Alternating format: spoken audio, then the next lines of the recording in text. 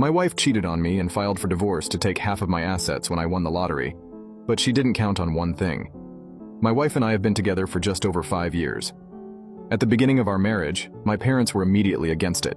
They didn't like her from the start of our relationship, always saying she didn't seem to truly love me and seemed interested in having someone to support her. I didn't understand why they said that, as their only argument was that she had been married 3 times before and in each case divorced when the husband acquired something valuable.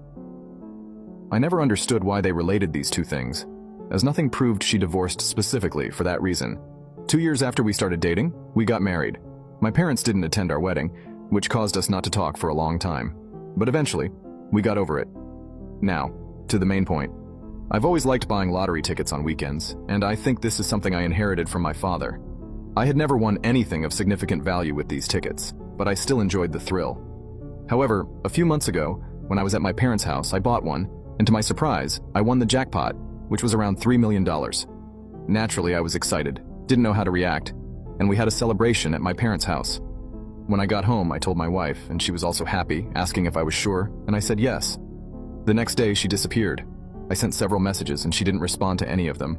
A few days later, I received the divorce papers. When I told my parents, they basically scolded me, saying they had warned me she would do this to me, as she did with others, but then they comforted me. However, there's a detail in this. In my country, you can only play the state lottery if you live in the state. Since I was at my parents' house, I used my mother's name to play the lottery, so technically the ticket belongs to her.